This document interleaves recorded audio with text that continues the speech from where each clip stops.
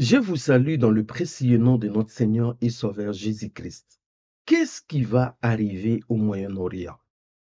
Est-ce que nous nous dirigeons vers une guerre régionale ou bien vers une guerre nucléaire? Ou soit alors, ça sera juste un conflit qui va rester entre Israël et la masse. Jusque-là, personne ne connaît. Aujourd'hui, par la grâce de Dieu, frère bien-aimé dans le Seigneur, je vais vous parler de la géopolitique. Parce que dans ma vidéo précédente, je vous ai parlé des réalités spirituelles et comment ces réalités spirituelles vont prendre corps, c'est-à-dire deviendra la réalité par rapport à notre monde d'aujourd'hui. Et je vous ai dit aussi que le but du diable, c'est de créer les chaos. Et là, nous sommes en train de voir les chaos s'installer au Moyen-Orient, pas seulement au Moyen-Orient, mais partout dans le monde. Qu'est-ce qui va arriver? Toutes les armées au Moyen-Orient sont en alerte. La tension et la pression est croissante. On sent que ça peut s'exploser à tout moment. Israël a fait appel à tous ses réservistes. Toutes les organisations qui sont en train de lutter contre Israël, même voire d'autres pays, ils sont, voilà, à la détente. Qu'est-ce qui va arriver par après? Et nous voyons même les États-Unis qui ont envoyé des porte-avions, les US Donald Ford, puis les US Eisenhower. Ces deux gros porte-avions sont arrivés déjà au Moyen-Orient. Et toutes les dispositions de sécurité des Américains dans leur base au Moyen-Orient sont en alerte. Qu'est-ce qui va se passer? Sans oublier que l'Iran est à la recherche d'une bombe atomique nucléaire. Les États-Unis qui s'amènent au conflit, ils ont une arme nucléaire, ils ont des armes nucléaires. Et Israël, qui est dans le conflit, a aussi des armes nucléaires. Et vous connaissez la doctrine d'Israël, c'est la doctrine de Samson, que je meurs avec mes ennemis. Donc si Israël est acculé, si en fait la menace contre l'existence d'Israël est mise en jeu, Israël n'hésitera pas à faire usage de ses armes nucléaires. Ça, c'est sûr. Très bien aimé dans le Seigneur, beaucoup de gens meurent. Quand je vois ce qui se passe en Palestine, mon cœur pleure. Quand je vois des massacres qui se passent en Israël, mon cœur pleure. Il y a des morts, frères bien-aimés dans le Seigneur. Alors, nous allons essayer de comprendre la géopolitique. Là, je suis dans la géopolitique. Je ne suis pas dans le spirituel, je suis dans la géopolitique. Comment est-ce que le diable réussit à créer la tension? Comment est-ce que le diable opère au Moyen-Orient? D'abord, vous allez comprendre qu'il y a des acteurs majeurs aujourd'hui dans le Moyen-Orient. Des acteurs majeurs. Eh bien, tous les pays du Moyen-Orient vont s'arranger soit derrière l'un, soit derrière l'autre. Ces deux acteurs, c'est Israël et l'Iran. La tension que vous êtes en train de voir au Moyen-Orient, c'est Israël d'un côté et l'Iran. Bon, il y a une politique qui est faite dans la rue, la politique populaire, où on peut assimiler les Arabes ne veulent pas des Juifs. Mais dans la politique du fond, ce n'est pas vraiment ça. Dans la politique du fond, ce n'est pas seulement ça. La preuve en est, vous avez vu qu'Israël a normalisé, était au point de normaliser ses relations avec l'Arabie Saoudite, avec le Bahreïn, avec voilà, l'Égypte, et ainsi de suite. Donc, ce sont des pays, déjà l'Égypte, depuis longtemps, ils ont des bonnes ils ont des relations quand même d'entente avec Israël. Le Bahreïn, voilà, les Arabies Unis, tous ces pays-là, voilà, ils voulaient ça. Cela veut dire que la politique qui est faite au sommet, n'est pas forcément la politique qui est faite dans la rue. Je vous dis, il y a deux acteurs. Il y a l'Iran et Israël. Commençons par Israël. Israël, c'est un pays qui est considéré au Moyen-Orient comme une force d'occupation. Pourquoi? Parce qu'Israël est venu s'imposer en 1948 contre la volonté des Palestiniens. Ils ont trouvé une place et de là, Israël a commencé à prospérer et Israël est devenu une puissance régionale et Israël a une bombe nucléaire.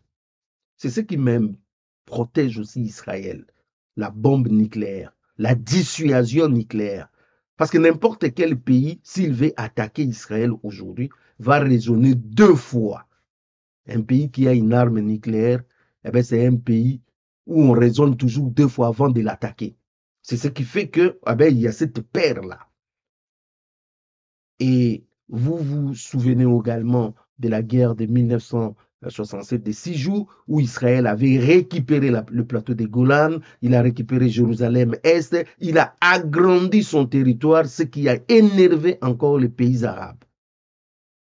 Donc pour les pays arabes, Israël, c'est une force d'occupation qu'il faut dégager. Voilà pourquoi les Iraniens ne cessent de dire mort à Israël. Ils ne veulent pas de la présence d'Israël. Ici, il y a un pays du Moyen-Orient qui est très hostile à Israël, c'est l'Iran. Vous voyez que, bien aimé dans le Seigneur, que les Arabes, en gros, détestent les Juifs. En gros, si je vais me résumer, les pays arabes ne veulent pas d'Israël. Parce que pour eux, Israël, c'est une force d'occupation. C'est un pays qui les embête. C'est un pays qui vient s'incruster au milieu d'eux et qui les embête. Donc, toute la politique au Moyen-Orient, c'est comment faire pour déstabiliser Israël. Et Israël, il a conscience de cela, que son existence ne peut être, en fait, ne peut avoir lié que par sa sécurité, par sa vigilance, et c'est par la guerre. Il y a les dômes de fer pour se protéger de toutes les roquettes. Il y a la sécurité, les renseignements, ils sont bien aux pointes. Tout ça, c'est parce qu'il y a une menace existentielle contre leur personne et contre leur pays. De l'autre côté, vous avez un autre pays qui vient faire le poids à la balance, c'est l'Iran. L'Iran, c'est un pays, un pays qui a de plus en plus une grande influence dans la région. Une grande influence. Et Israël et l'Iran a comme ennemi juré, tout le monde le sait, c'est Israël. Il y a même un dirigeant iranien qui a dit qu'il faut rayer Israël de la carte du monde. Et l'Iran est au point d'avoir l'arme nucléaire. Et l'Iran, c'est un pays, au fait, qui influence tous les groupes armés. Il y a beaucoup de groupes armés. Il y a les Houthis qui sont à Yémen, c'est les bras armés de l'Iran. Il y a la Hamas aux Palestine, il y a les Hezbollah au Liban, il y a les Liwa Zaïd Biou, quelque chose comme ça, en Syrie, et puis il y a le Bader qui est en Irak. Tout ça, ce sont des groupes armés qui sont le bras d'Iran. Donc vous allez vous rendre compte que l'Iran est tellement puissant aujourd'hui, il a des groupes armés et il peut perturber, il peut déstabiliser n'importe quel pays aujourd'hui au Moyen-Orient. L'Arabie Saoudite a eu des sérieux problèmes avec le Yémen. Vous avez appris même que les installations pétrolières ont été bombardées par des rebelles. Et quand vous regardez tout ça, l'Iran est dedans. Vous voyez? Ce qui fait, comprenez, ce qui fait que tous les pays arabes, tous les pays du Moyen-Orient arabe n'adhèrent pas à la vision d'Iran. Parce qu'ils trouvent que l'Iran a une vision de dominer les autres. C'est ce qui fait que la plupart des pays arabes ne veulent pas aussi que l'Iran puisse avoir la bombe atomique. Pourquoi? Parce que si l'Iran aujourd'hui arrive à avoir la bombe atomique, l'Iran peut être une menace non seulement contre Israël, mais aussi il peut être une menace pour d'autres pays arabes.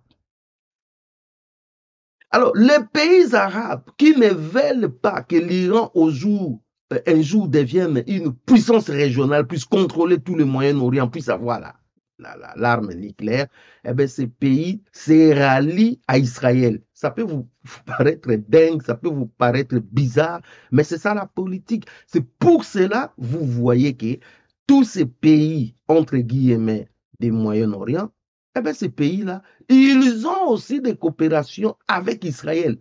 Il y a une différence entre la politique qui est faite dans la rue, la politique populaire, et la politique qui est faite dans le secret. Dans le secret, eh bien, il y a des pays arabes qui travaillent avec Israël, qui veulent normaliser. Quand vous voyez des pays arabes officiellement veulent normaliser les relations avec Israël, vous devez vous poser des questions. De toutes les façons, vous devez comprendre qu'il y a toujours cette tension entre les chiites et les autres, là, j'ai oublié. Les chiites et j'ai oublié les autres là, donc ça va venir après. Donc il y a toujours cette tension entre ces peuples, cette tension entre Médine et, euh, euh, euh, Mecque. Vous voyez? Donc il y a toujours cette tension.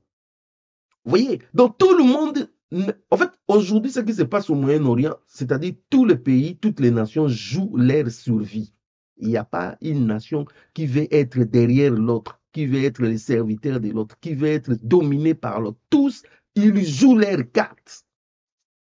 C'est ce qui fait que la plupart des pays des Golfe sont sous la protection des États-Unis. Pourquoi ils sont sous la protection des États-Unis? Parce que ils craignent la menace iranienne. Vous voyez? Donc, ils craignent. Pourquoi ces pays veulent normaliser avec Israël? Parce qu'en fait, ils ne veulent pas que l'Iran puisse les dominer. Ils préfèrent encore traiter avec Israël qu'avec l'Iran.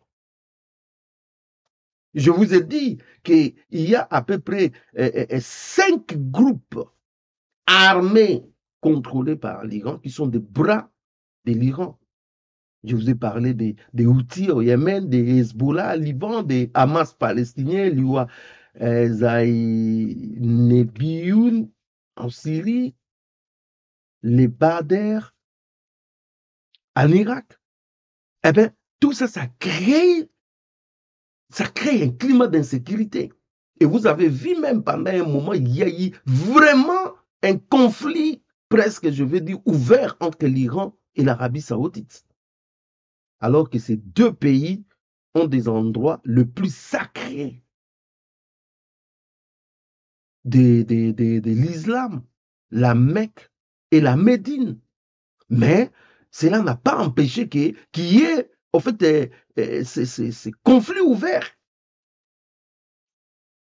Alors, qu'est-ce qui se passe maintenant? Ce qui se passe, c'est qu'Israël aujourd'hui est attaqué. Qui attaque Israël? C'est l'Hamas. Hamas, c'est qui? C'est les bras armés d'Iran. Et vous suivez les informations. De l'autre côté, au Liban, les Hezbollah dit il va entrer, si seulement Israël essaye de pénétrer dans la bande de Gaza avec son armée, eh bien, eux aussi, ils vont entrer en guerre.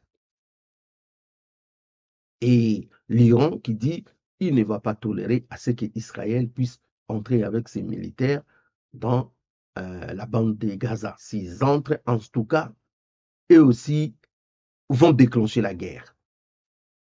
Et vous avez entendu du côté israélien qui disent que non, nous vous attendons, il faut venir. Et ils sont allés même plus loin pour dire qu'ils vont couper la tête des serpents, c'est-à-dire ils vont frapper l'Iran. Et les Américains qui se sont invités à la guerre, les Américains se sont fait inviter eux-mêmes à la guerre à cause de leur alliance avec Israël et aussi à cause de tous les pays arabes du Moyen-Orient qui travaillent avec eux, auxquels ils protègent. Ils se sont invités dans la guerre. Et ils ont dit, si les Hezbollah entrent dans la guerre, eh bien, eux aussi, ils vont frapper. alors il y a une tension qui ne dit pas son nom. Il y a une tension terrible, mes amis. Il y a une tension aujourd'hui au Moyen-Orient que vous n'avez pas d'idée. Mais ce qui se passe, écoutez bien, je vais vous dire, c'est que de plus en plus, on risque d'avoir un chaos. Pourquoi on va avoir un chaos? Je vous ai dit au départ que l'Iran cherche à avoir l'arme nucléaire. Or, Israël ne veut pas que l'Iran puisse avoir l'arme nucléaire. Les États-Unis ne veulent pas que l'Iran puisse avoir l'arme nucléaire. Et d'autres pays arabes comme le Bahreïn, comme les Émirats arabes unis, comme l'Arabie saoudite, comme l'Égypte, ils voient ça d'un mauvais œil que l'Iran puisse avoir l'arme nucléaire parce que il va, en fait, dominer les autres. Et qu'est-ce qui arrive? Ce qui arrive, c'est que Israël et les États-Unis ont une fenêtre de détruire l'Iran si l'Iran essaie de faire un faux pas. C'est ça le problème. Le problème d'Israël et d'Hamas peut devenir vite incontrôlable si seulement l'Iran décide d'entrer dans la guerre. Or, ce n'est pas de l'intérêt de l'Iran qui est presque en phase d'avoir son arme nucléaire d'entrer dans la guerre. Ce n'est pas de son intérêt. Parce que s'il entrait dans la guerre par l'entremise de ces groupes armés ou par elle-même, eh bien, les États-Unis et Israël n'hésiteront pas à frapper à l'Iran. Et je suis en train de dire à quelqu'un que les États-Unis et Israël n'hésiteront même pas à utiliser une arme nucléaire. Donc, ce n'est pas de l'intérêt de l'Iran. Mais il y a deux choses qui peuvent échapper carrément. La première des choses, c'est qu'il y a une pression populaire, qui va faire à ce que lorsque Israël va pénétrer dans la bande de Gaza, eh bien, cette pression populaire puisse pousser les Hezbollah et d'autres groupes armés eh bien, de répliquer avec l'aval ou sans l'aval de l'Iran. Eh bien, l'Iran sera devant un fait accompli. Vous voyez ce que je suis en train de dire? Il y aura une pression populaire. Quand Israël va entrer dans la bande de Gaza, il y aura une pression populaire qui fera à ce que certains groupes armés comme les Hezbollah ou quoi là, ils peuvent agir avec ou sans l'aval de l'Iran. En fait, pour répondre à la pression populaire, ça peut échapper à l'Iran. Et dès l'instant où ces groupes vont entrer, eh bien, ça sera une fenêtre de tir que les États-Unis, que Israël et tous les pays arabes qui sont derrière Israël en train de souffler pour que les installations nucléaires de l'Iran soient complètement détruites. Ils vont le faire. Deuxième chose qui est quelque chose de bizarre, c'est que nous sommes dans l'irrationnel. Dans l'irrationnel, pourquoi? Parce que les puissances qui sont en train de guider les nations, eh bien, ce sont des forces spirituelles. C'est la puissance et de la prophétie. Ce sont des esprits qui agitent les nations. Dans l'Apocalypse, quelque part, on dit qu'il y a 3 esprits méchants qui sont sortis de la guerre de Satan, du faux prophète et de la bête qui sont allés pour, en fait, convaincre les rois de la terre à venir se battre avec le Mashiach. Donc, quelque part là, vous voyez qu'il y a des puissances. Là, ça sera vraiment avant la guerre d'Armageddon. Il faut bien fixer les choses. Donc, vous voyez qu'il y a les puissances occultes qui peuvent intervenir et amener les gens dans l'irrationalité. Donc, l'Iran, qui est à 2 doigts d'avoir son arme nucléaire, peut tomber dans l'irrationalité à cause des puissances occultes, en fait, qui dirigent les nations, qui cherchent à ce qu'il y ait un chaos au Moyen-Orient. Eh bien, l'Iran peut entrer dans la danse, dans la guerre, et la guerre devient complètement régionale. Nous sommes dans le domaine d'irrationalité. Très bien aimé dans le Seigneur, ce que je suis en train de dire, c'est sérieux. Ça, c'est la réalité du Moyen-Orient. Qui va prendre le leadership?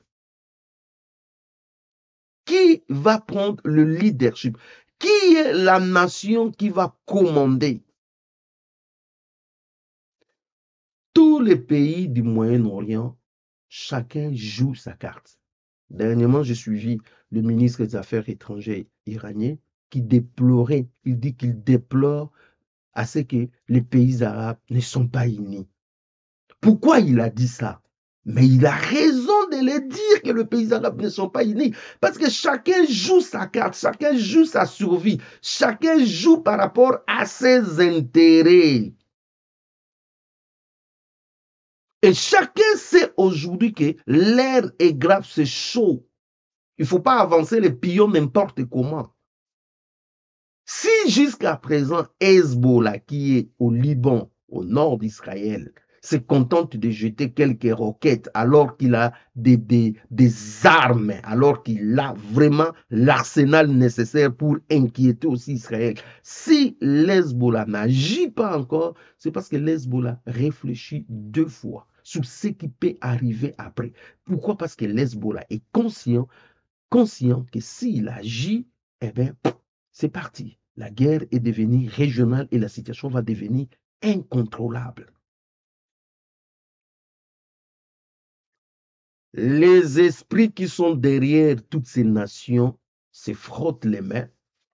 Les esprits qui sont derrière ces nations poussent ces nations à la confrontation, à la bataille. Ça peut être maintenant l'occasion ou même prochainement, mais sachez-le qu'il y aura une confrontation. En fait, la confrontation est inévitable. Même si ce n'est pas maintenant, ça va toujours arriver. Les prophéties bibliques vont s'accomplir. Dans Zacharie au chapitre 12, 2 à 3, la Bible dit, « Je ferai de Jérusalem une pierre pesante, une coupe d'étourdissement. » Jérusalem sera une pierre pesante. En fait, Jérusalem sera toujours la source des problèmes. En fait, Israël sera toujours la source des problèmes. Il y aura des problèmes. En fait, Israël ne cessera pas. Tant que Jésus n'est pas venu, Israël va produire que des problèmes contre ses voisins, contre les nations de l'entour. Israël sera toujours une pierre pesante. Quand on a tué quelques juifs, eh bien, la plupart des pays ont compati avec Israël, mais 10 jours après, chacun est revenu dans sa haine contre Israël. Voilà. Ah non, ils ont fait trop à Gaza, tout le monde est revenu dans sa position. En fait, même l'Union européenne, même la France, même, en fait, tout le monde sera fatigué d'Israël. Selon la prophétie, tout le monde sera fatigué d'Israël. Et la Bible même va plus loin pour dire qu'Israël sera haï de toutes les nations, toutes sans exception, même les États-Unis qui essayent aujourd'hui de protéger Israël. Il arrivera un jour où les États-Unis vont lâcher Israël parce que Israël deviendra une pierre pesante. Si tu le suis, tu vas te noyer. Toutes les nations vont abandonner. Israël sera seul et son salut ne peut venir que du Mashiach. Je dis son salut ne peut venir que du Mashiach. Alors, en ces jours-là, ils invoqueront le nom de l'Éternel, leur Dieu, et le secours viendra, non des montagnes, mais de l'Éternel qui a fait les ciels et la terre. Je lève mes yeux vers le ciel. D'où me viendra le secours? Le secours me vient de l'Éternel qui a fait le ciel et la terre. L'heure est grave, mes amis. L'heure est grave. Nous sommes à la porte du retour de Christ, à la porte de l'enlèvement. Le monde est à la porte de voir le gouvernement mondial s'installer, l'antichrist, l'homme impie, apparaître. Et pour ce faire, le monde doit basculer vers les ténèbres, vers les chaos. C'est pour cela que je vous parle que la géopolitique mondiale ne fait que se gâter. Je dis ne fait que se gâter. Le ciel ne fait que s'assombrir. S'annonce une pluie terrible. Et aujourd'hui, quand je vois les dispositions, l'armement, les équipements, les niveaux de la haine, des tensions au Moyen-Orient, je dis Seigneur, sauve ton peuple, les innocents. Ces gens-là, sauve ton peuple. Parce que la confrontation est inévitable. Les esprits agitent les groupes armés, les esprits agitent les nations, les esprits agitent les grands de la terre. Et Israël, pour sa survie, n'hésitera pas à faire usage même des armes nucléaires. Et il suffit seulement qu'Israël bombarde l'Iran, Israël ou bien les États-Unis attaquent l'Iran, l'Iran réplique, il peut y avoir l'utilisation d'une arme nucléaire. Et si cela, ça s'est fait au Moyen-Orient, je suis en train de dire à quelqu'un, Poutine va répliquer aussi en Irak, en Ukraine avec une arme nucléaire. Et ça va créer un choc. En fait, le monde doit se préparer à l'impact. Je vais finir par là. Je dis, le monde doit se préparer à l'impact. Le monde doit se préparer à un choc électrique. Le monde doit se préparer à quelque chose comme des Nagasaki et des Hiroshima. Vous savez, la Deuxième Guerre mondiale est finie quand il y a eu les 2 bombes nucléaires qui sont lancées à Nagasaki et à Hiroshima. Eh bien, les gens, ah non, non, il faut arrêter. En fait, pour que les gens reviennent aujourd'hui à la table des négociations, signer les accords de paix, il faut qu'il y ait un choc comme celui de Nagasaki, comme celui de Hiroshima. C'est-à-dire un choc où tout le monde va rester stupéfait, où tout le monde va dire ce n'est pas possible, où tout le monde dira mais c'est incroyable, où Israël, pays arabe, grande puissance, tout le monde dira oh, c'est dangereux. Et en ce moment-là, l'homme impie, l'antichrist, le leader du futur gouvernement mondial qui est déjà là, va frotter les mains et il va paraître au devant de la scène internationale avec un traité de paix pour dire voilà votre bouée de sauvetage. Et tout le monde s'accrochera à cela. Mes amis, voilà un peu la réalité sur le plan géopolitique. Que Dieu nous bénisse, que Dieu nous garde et que Dieu protège tout et chacun de nous. Ceux qui ont les yeux pour voir, voyez. Ceux qui ont les oreilles pour comprendre, comprenez. Mais je vous invite à rester dans la prière et à être prêt parce que Jésus revient bientôt. Soyez bénis.